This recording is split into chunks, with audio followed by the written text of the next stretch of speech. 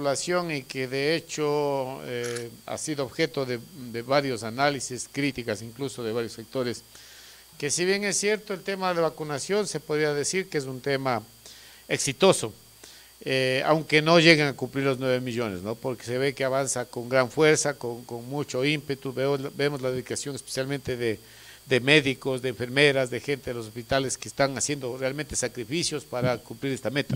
Sin embargo, las ofertas de campaña de Guillermo Lasso que se hicieron durante esta lid electoral, en pronunciamientos de varias autoridades, incluso del mismo presidente, se habla de que lo que se ofreció no se va a cumplir, o mejor dicho, se va totalmente por otro lado de lo que se habló de, por ejemplo, el tema de los agricultores, de lo que se habló con la eliminación de la prueba de ser bachiller, la eliminación de las DNCID, la eliminación del 2% para microempresarios, bueno, una serie de incumplimientos y de pronunciamientos. Por eso es que nosotros analizamos, ¿no? Una cosa es que se demore y diga, no, todavía no tenemos el momento preciso, todavía no hay las condiciones adecuadas, vamos a demorar. Pero ya el presidente Lasso, como sus ministros, sus asesores han dicho, no, que el camino no es por ese lado, es totalmente contrario a cuáles fueron sus ofertas de campaña.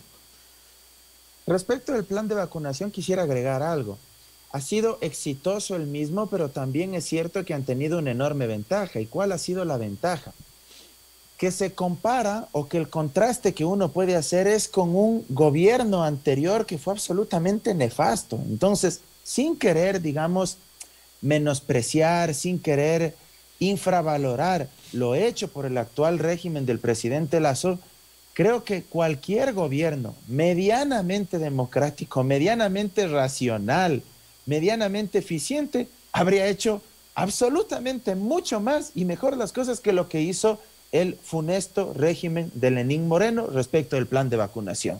Si ganaba Andrés Arauz, si ganaba Yacu Pérez, si ganaba Javier Hervas o como ganó Guillermo Lasso, yo creo que quien quiera lo habría hecho de mejor manera que lo desastroso que gestionó el tema de la pandemia Lenín Moreno. Entonces, claro, contrastando esos dos regímenes, es evidente que saca una ventaja exponencial el presidente Lasso, pero reitero, hay que destacar esto y hay que alegrarse más bien porque el derecho a la salud garantiza y protege lo más importante que todos tenemos, que es el derecho a la vida.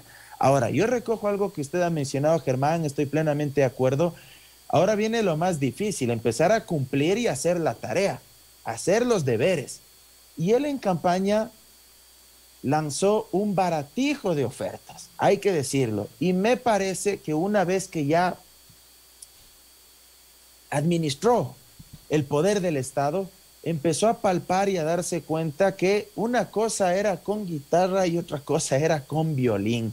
Por ejemplo, el tema de la CENESID, el tema del acceso a la educación superior, el tema del ingreso a la universidad pública, me parece que fue un golpe y un choque frontal contra la realidad. ¿Por qué? Porque estar fuera del Estado, en términos, digamos, de la administración pública, a veces a uno le implica plantear una serie de cuestiones que, por falta de conocimiento de esa administración pública, uno puede proponer y puede plantear. ¿Por qué?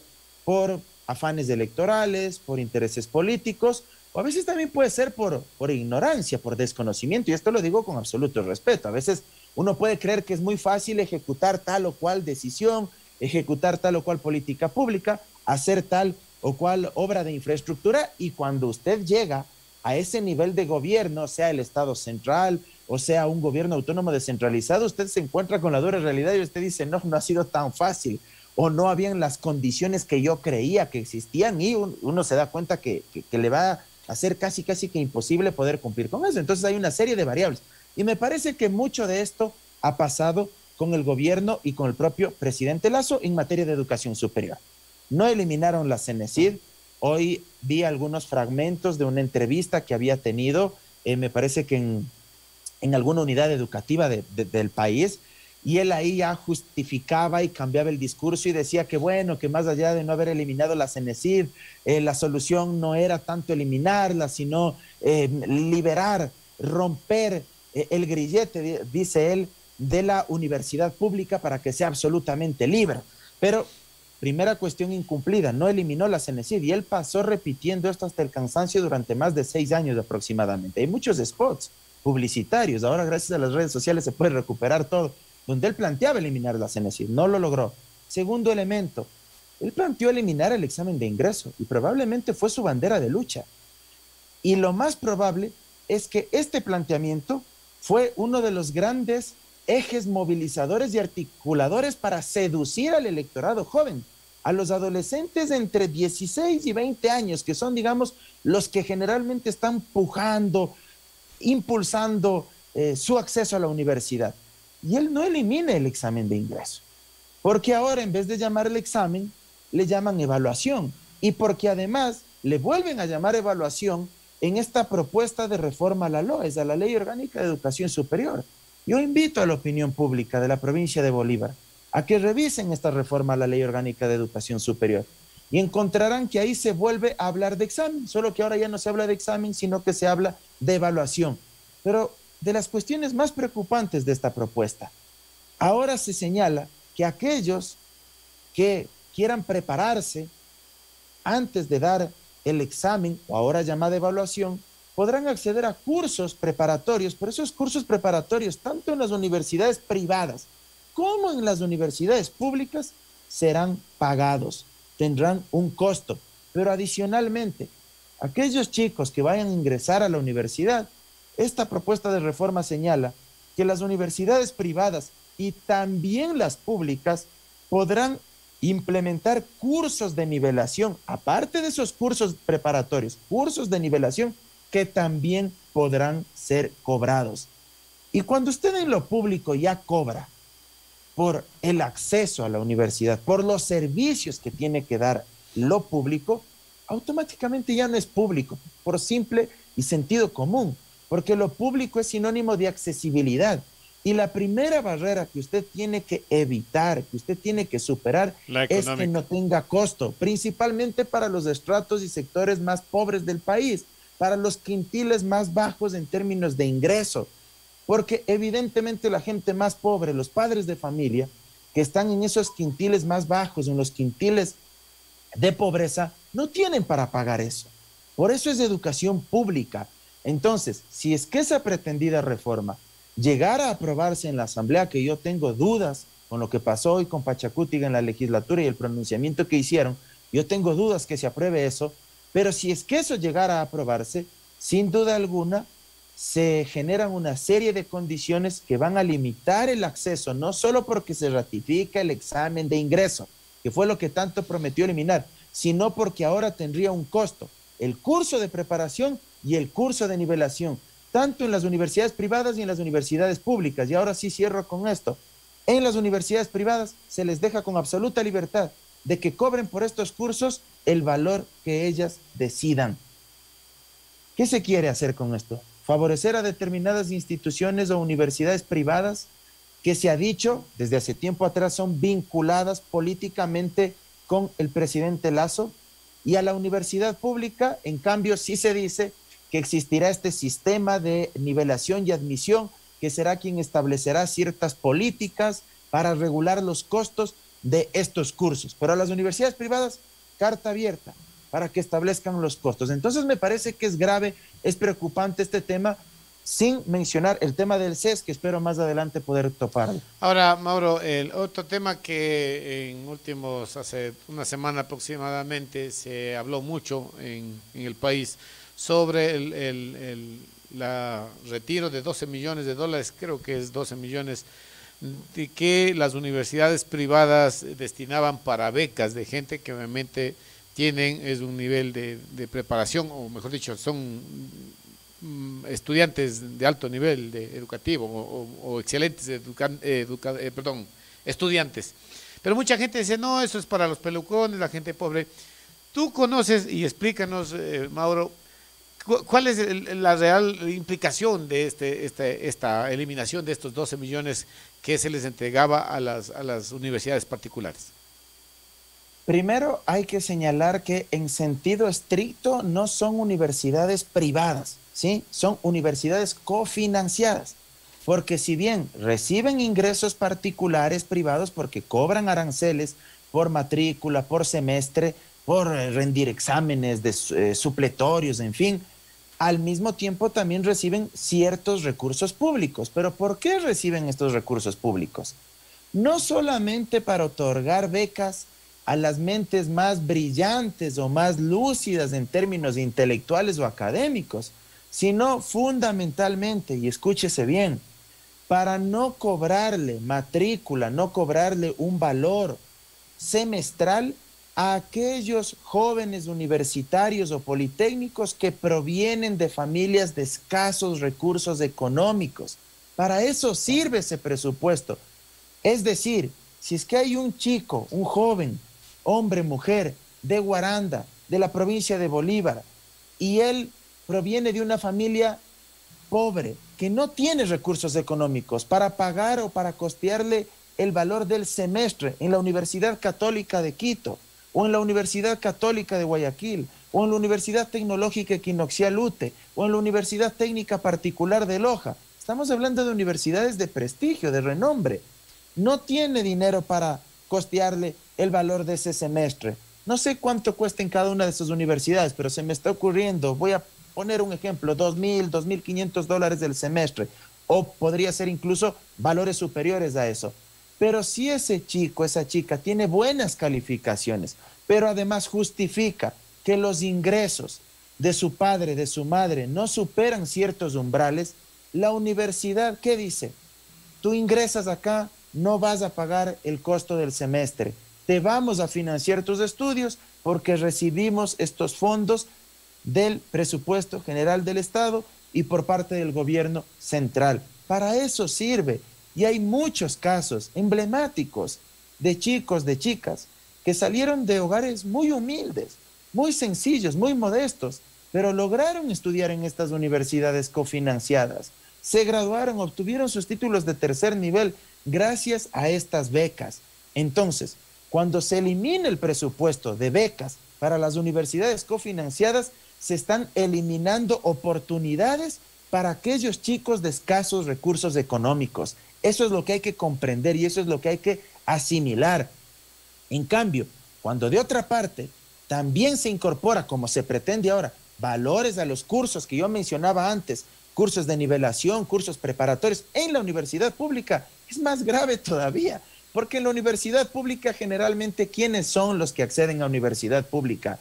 Chicos y chicas de escasos recursos económicos, que provienen de hogares que no tienen para pagar un valor semestral. Los países más desarrollados del mundo, y hablo principalmente en Europa Occidental, por ejemplo, donde se instauró desde la década básicamente de los 30 del siglo pasado, un estado de bienestar, un estado garante de derechos sociales, económicos, culturales, y dentro de eso la educación. Esos países, si por una razón se desarrollaron, es porque fortalecieron el sistema de educación pública. Yo tuve la oportunidad de estudiar en España, y perdón que me ponga de ejemplo, pero quiero contar esta breve historia. Yo estudié en una universidad pública, la Universidad Complutense de Madrid, y pude estudiar en esa universidad porque incluso para quienes éramos migrantes extranjeros, el costo era súper accesible, porque tenían fondos públicos, porque era universidad pública. Y la Complutense estaba reconocida, y hasta la actualidad, entre las 2 o 3 mejores universidades de España, de ese país, porque es de educación pública. Ese es, digamos, uno de los grandes objetivos y uno de los grandes logros de destinar recursos para que la gran mayoría, o todos, mejor dicho, puedan acceder a una carrera de pregrado, a un estudio de posgrado, y podamos tener un país mucho más estable, más equitativo, más desarrollado. El conocimiento es fundamental. Sin conocimiento, sin educación, ninguna sociedad progresa. Otra de las ofertas de campaña de Guillermo Lasso fue la creación de 2 millones de empleos, y después las iba acomodando y mejorando, que decía que en 4 años va a haber 2 millones de empleos. Pues no, en las campañas anteriores decía 1 millón. En esta última campaña duplicó la oferta de campaña, 2 millones. Pero en últimas entrevistas dadas a otros medios de comunicación, dice no, que van a iniciar y a dar la posta o el camino para llegar en algún momento a esos 2 millones de empleos, a sabiendas de que este gobierno en campaña propuso incluso la reducción del Estado, que tiene un gran componente de fuerza laboral, o mejor dicho, que da mucho trabajo. ¿Cómo ves tú esta oferta de campaña de Guillermo Lasso, que según él mismo, de sus propias palabras, no, de hecho no las va a cumplir? ¿Qué va a pasar en el país con este tema, Mauro? Me preocupa muchísimo la propuesta en materia laboral del gobierno porque durante los últimos días el ministro de Trabajo, Patricio Donoso, creo yo que se ha terminado de desnudar por completo sobre su visión y sobre su propuesta en materia laboral. Yo respeto mucho en lo personal a Patricio Donoso, pero discrepo y tengo diferencias abismales desde lo ideológico, mucho más con lo que llegó a plantear durante los últimos días, además de una forma, yo diría, bastante desenfadada, bastante desafiante. ¿Qué ha propuesto? Por ejemplo, que este gobierno se opone radicalmente y que intentarán eliminar la indemnización a la que tienen derecho los trabajadores y trabajadoras de este país cuando sean despedidos de manera intempestiva. Es decir, si alguien es despedido de forma intempestiva, sin ninguna causa o razón alguna, el gobierno está proponiendo que no exista ningún tipo de indemnización. Segundo, ya se quejó de la jubilación patronal. Dijo que la jubilación patronal es un anacronismo. Ese fue el término que utilizó. Así es. O sea, me parece, de verdad que me parece aberrante que se planteen ese tipo de cuestiones en pleno siglo XXI. O sea, en vez de avanzar de forma progresiva y sostenida en el ejercicio de los derechos, lo que quieren es que exista aquí un retroceso, que vayamos hacia atrás, cuando eso es absolutamente inconstitucional. Lo que se está planteando es atentatorio a los tratados e instrumentos internacionales de derechos humanos. Eso violenta lo que ha dicho el propio sistema interamericano, lo que dice el convenio 169 de la OIT, de la cual el Ecuador es parte. O sea, me parece que esto es fundamental y creo que hay que rechazarlo abiertamente. Se ha dicho por parte del ministro de Trabajo que enviarán un código del trabajo paralelo, no para reformar ni para reemplazar el actual, sino porque quieren que existan dos códigos del trabajo. Escúchenme bien, bolivarenses, guarandeños. Es un absurdo a todas luces que se diga que van a existir dos códigos del trabajo. ¿Se imaginan ustedes que a algún gobernante o algún legislador se le ocurra decir que vamos a tener dos códigos penales paralelos? Y que habrá un código penal que se aplique para la mitad de los ecuatorianos y otro código penal que se aplicará para los 8 millones restantes de ecuatorianos. ¿Se imaginan ustedes que se diga que existirá una ley que regule el sistema financiero privado para 10 bancos y otra ley que regule a los 10 bancos restantes? ¿Se imaginan ustedes que se le ocurra decir al gobierno que va a haber dos leyes del deporte? Una ley de deporte que rija y establezca ciertas reglas para 12 federaciones provinciales y otra ley para las restantes federaciones provinciales. Es un despropósito por donde se lo mire. Pero ¿qué está detrás de esta propuesta? Y esta es mi lectura muy personal. El gobierno anda construyendo un marco discursivo para posicionar en el imaginario de la gente que, aunque sea un trabajo precario, aunque sea un trabajo de mala calidad, mal pagado, explotado, vilipendiado, que pueda ser susceptible de ser despedido en cualquier momento, aunque sea ese tipo de trabajo, está bien. Ese es el marco discursivo que se está posicionando en la mente de la gente. Entonces, claro, si se quiere llegar a cumplir la meta de 2 millones, uno se ilusiona, pero cuando uno escarba en la propuesta, porque ellos mismos ya lo están diciendo, uno se da cuenta que probablemente quieren llegar a cumplir 2 millones de empleos, pero 2 millones de empleos, de empleos precarios, explotando a la gente, precarizados, flexibilizando, violando la Constitución. O sea, eso no puede ser, pues, o sea, si la gente no es que necesita migajas, con todo respeto, la gente no necesita migajas, así como en el tema de educación superior. A un legislador se le ocurrió la descabellada idea de presentar un proyecto de ley para revivir las universidades de garaje, que fueron cerradas en años anteriores, y el argumento de él fue similar al que utiliza el gobierno en el tema laboral. ¿Qué dijo ese legislador? Que aunque sean universidades privadas y de mala calidad, alguito hay que darles a los pobres. para que puedan estudiar. Alguito, ese fue el término que utilizó. Así es.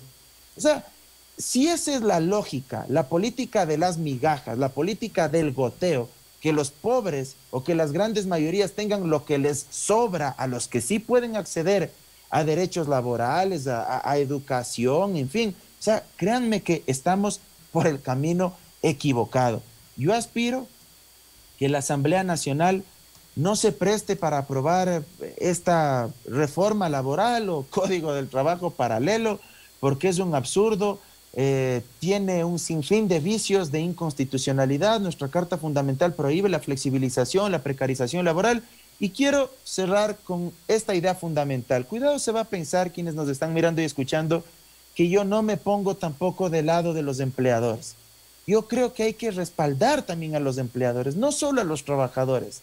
El problema del gobierno es que con estas políticas a quienes quieren respaldar únicamente es a los grandes empleadores, a los de las multinacionales, a los de las grandes cadenas comerciales de este país, a los grandes industriales e importadores de este país, no al mediano emprendedor, no al pequeño emprendedor, no al panadero que tiene 4 o 5 trabajadores a su cargo, no al peluquero, a la peluquera que tiene varios trabajadores igual a su cargo, no al dueño de un taller de metalmecánica, no a la dueña de una pequeña clínica odontológica, no al profesional del derecho que tiene 4 o 5 profesionales a su cargo. No se quiere respaldar a ellos, porque si se quisiera respaldar a ellos, se los respaldaría con algo que es fundamental y que en este país es clave y que eso no ha cumplido el régimen.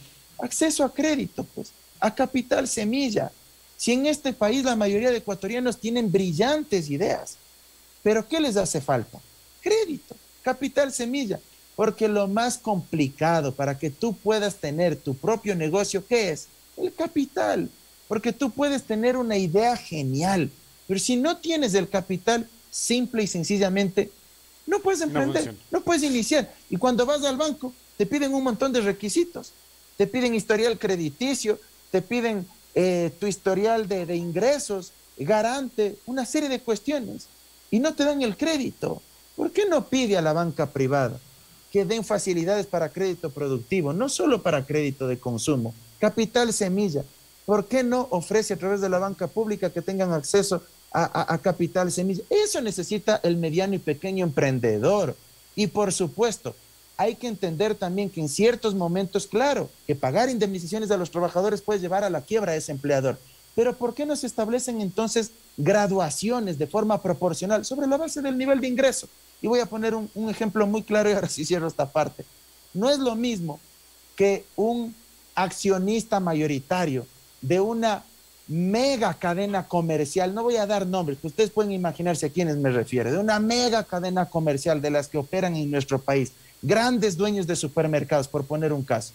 No es lo mismo que esos accionistas mayoritarios tengan que pagar una indemnización a 10 o 20 trabajadores, tomando en consideración la renta neta o la utilidad neta que tienen año tras año, pues. Y yo no digo que ellos no hayan perdido con la pandemia, pero sin duda alguna ellos tienen un colchón de utilidades, de ahorros, de ganancias que les permite a ellos solventar o afrontar este tipo de crisis sistémicas.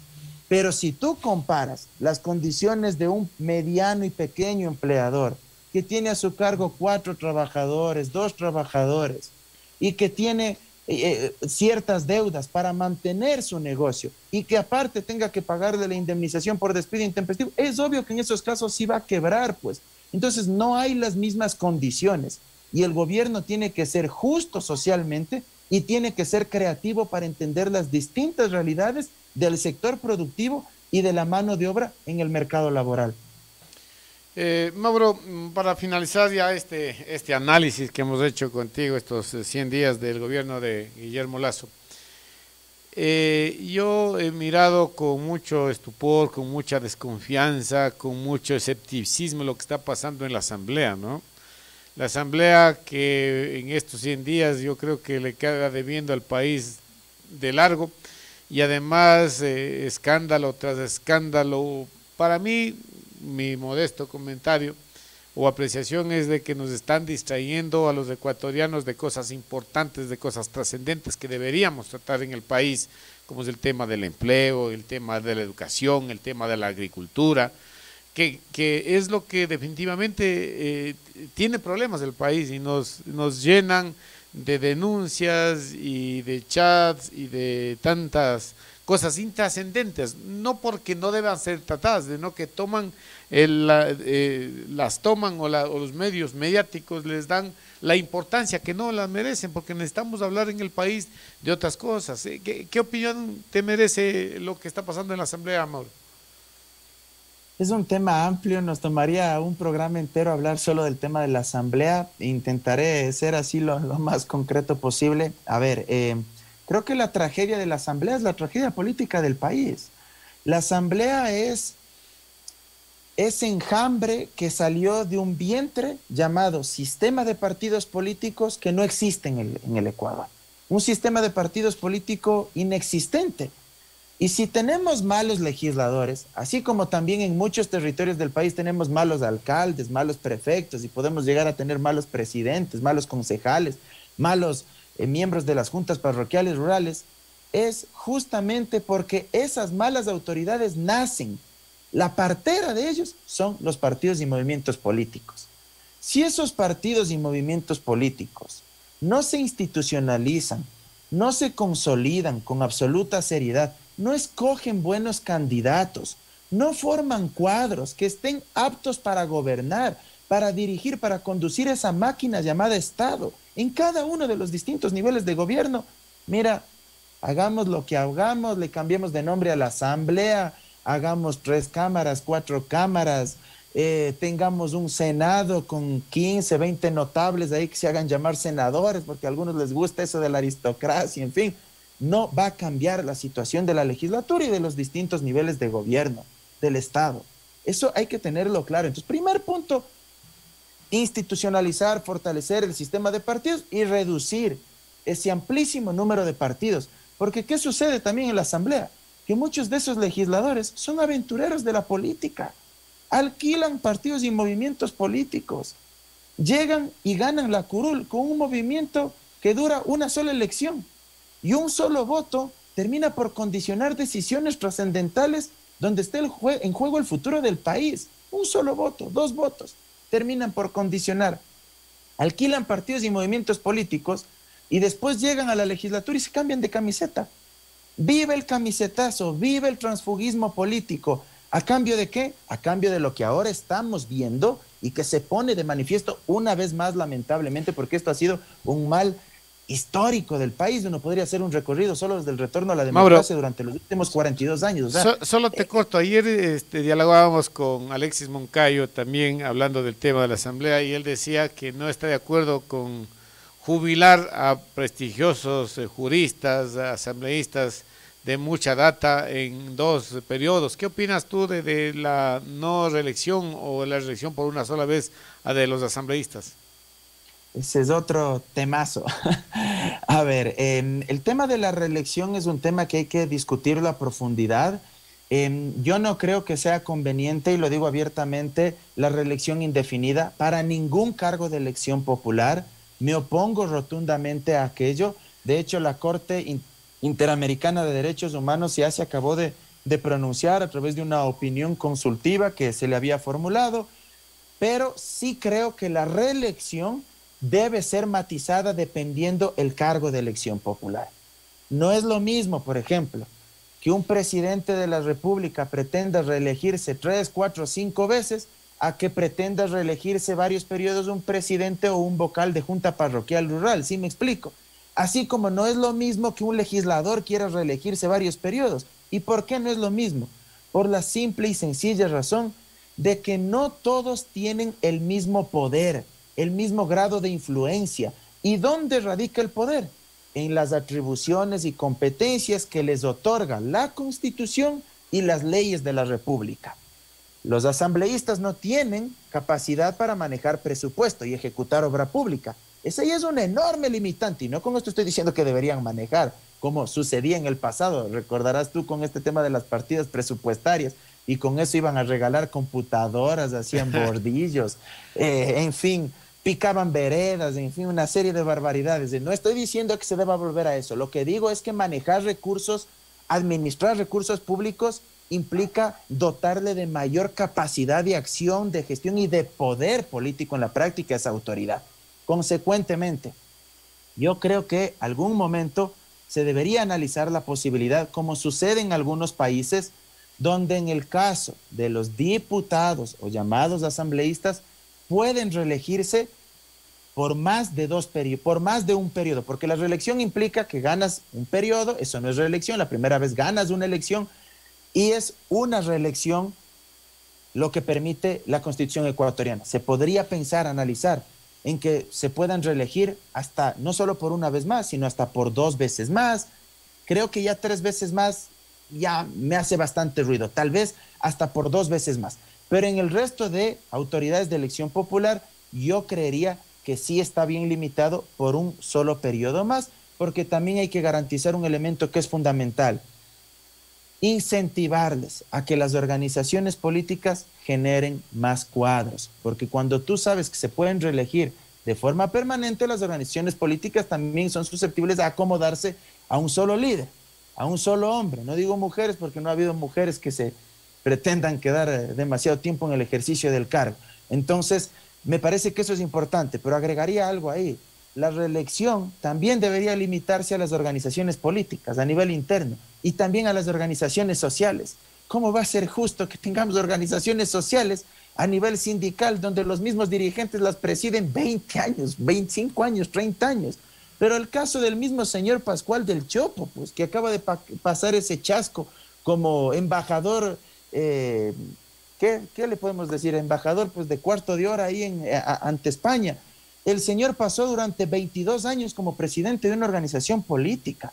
O sea, si estamos en contra de que una sola autoridad de elección popular se perennice en el poder al frente de una institución estatal, yo creo que hay que democratizarlo en todos los niveles del Estado y en todos los niveles de la sociedad, también en las organizaciones políticas y también en las organizaciones sociales. Entonces, es un tema que hay que discutirlo. Pero lo de la asamblea, volviendo a ese tema, que era lo que tú me preguntabas igual, yo creo que los errores y horrores que están cometiendo varios legisladores con estos casos de corrupción que se han denunciado últimamente, la difusión de chats, de WhatsApps, abona a la desinstitucionalización del Parlamento, pero además le da aire político al gobierno para que construyan un enemigo.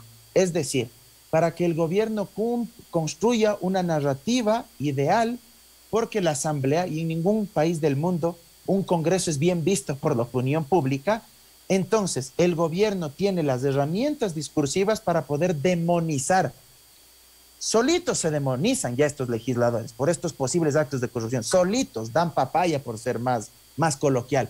Pero como dan papaya, el gobierno también aprovecha para demonizarlos más. Y mira tú lo que ayer dijo la ministra de Gobierno, que hasta diciembre les da plazo, poco más, para dar paso a las iniciativas legislativas, y que si no dan paso y hay bloqueo, harán uso de los mecanismos constitucionales que la Carta Fundamental prevé: consulta popular o referéndum, o incluso no descartó hacer uso de una probable muerte cruzada. Entonces es como una especie de espada de Damocles que pende sobre la cabeza de los legisladores. Y sin duda, los medios de comunicación hegemónicos abonan a esto. Y ahora sí, termino con esta partecita. También hay todo un engranaje para desprestigiar solo a los que piden cargos públicos, a los que han estado repartiendo y a los que han estado probablemente cometiendo delitos penales, tráfico de influencias, concusión. Cierto es que eso tiene que investigarse y, de ser el caso, sancionarse en la vía judicial, pero alguien les ha de haber dado los cargos. Si los cargos no cayeron del cielo, si esos asambleístas tienen esos cargos y lograron dar esos es porque cargos, alguien les dio, pues. Alguien les dio, pues. Y no son cargos en prefecturas, en alcaldías, no son cargos en empresas públicas, son cargos que pertenecen al Ejecutivo, que dependen de los ministerios, que designa el presidente de la República. Si solo el mismo tema de la señora Bella Jiménez ya violenta el propio código de ética que aprobó mediante decreto ejecutivo el presidente de la República. Ese código de ética dice que ninguno de sus ministros de Estado podrá reunirse con asambleístas en su despacho. Y el ministro de Transporte y Obras Públicas reconoció que se reunió en el despacho con la asambleísta Bella Jiménez. El código de ética que aprobó. No lo aplican cuando les conviene. No lo aplican. Ok, vámonos. Sí, vamos, son las 19:45. Vamos muy cortito para concluir y agradecerte siempre por la atención que das a nuestro medio de comunicación. ¿Qué va a pasar con el gobierno de Guillermo Lasso? ¿Hasta cuándo le dura esta luna de miel? Eso yo creo que es importante saber, que hasta cuándo va a durar este tema de, claro, que gran campaña de vacunación. A ver, esto es muy difícil de predecir, yo diría incluso que imposible. Un profesor mío me decía que si la ciencia política fuera el arte de la futurología, pues ya no habría guerras ni conflictos económicos y sociales en el mundo. ¿Y por qué es difícil de predecir? Porque el comportamiento de la masa, del pueblo, del ciudadano de a pie, es algo que uno no puede prever. Uno no puede meterse, digamos, en la cabecita, en la mente de la gente y decir, en tanto tiempo va a haber un estallido social de tal magnitud y esto se va a desbordar. Es casi como intentar prever un terremoto o un desastre de la naturaleza. No se puede prever esto. Uno lo que sí puede es hacer de pronto ciertas predicciones sobre factores que siguen caldeando o condicionando el ambiente. Y eso ciertamente existe. Yo creo que un buen ejemplo para esto es lo de octubre del 2019. Si a alguien le preguntaban 15 días antes de lo que pasó en octubre o 8 días antes de lo que pasó en octubre del 2019, si es que veía venir esas protestas y la magnitud de las mismas, nadie lo sabía. Nadie pudo prever esos acontecimientos. Simplemente fue un cúmulo de circunstancias sociales, un desbordamiento, una explosión. Lo que yo sí creo es que la olla se sigue calentando y se sigue calentando a llama bajita. Y si es que tú no tomas la precaución cuando dejas hirviendo el agua, aunque sea a llama baja, y dejaste que siga hirviendo y te olvidaste de hacer lo que debías de hacer, al final del día lo que pasa es que el agua termina por desbordar la olla, o esa olla termina por explotar, porque se sigue calentando a llama baja, a fuego lento, pero se sigue aumentando, elevando la temperatura. Este rato, cierto es que hay un romance político por el efectivo plan de vacunación, pero en breve tiempo le tocará ya tomar medidas de política real. Con el TikTok tampoco avanza, porque la gente, si bien está contenta, pero la gente quiere mejorar sus condiciones de vida, quiere tener empleo, quiere salir de la informalidad, quiere salir de la precariedad, quiere tener para alimentar a sus hijos, quiere tener para vestir a sus hijos, quiere tener para comprar medicamentos, quiere acceder a la salud, en fin, una serie de condiciones que le permitan salir de esta época de ostracismo en la cual nos ha metido la pandemia y por supuesto una crisis económica que ya veníamos arrastrando. Mauro, muchísimas gracias nuevamente por comparecer ante nuestros oyentes. Estoy siempre agradecido por tu participación, porque yo creo que Mauro Díaz es uno de los muy importantes analistas políticos, electorales que tiene el país, y nos complace tenerte siempre, Mauro. Muchas gracias, buenas noches. Muchas gracias a ti, Germán, por el espacio y un abrazo enorme, siempre fraterno, a la querida y siempre recordada provincia de Bolívar, como te comenté alguna vez, la tierra de mi amada madre, que en paz descanse. Así que un abrazo enorme. Muchas gracias. Mauro Andino, analista político, ha estado con nosotros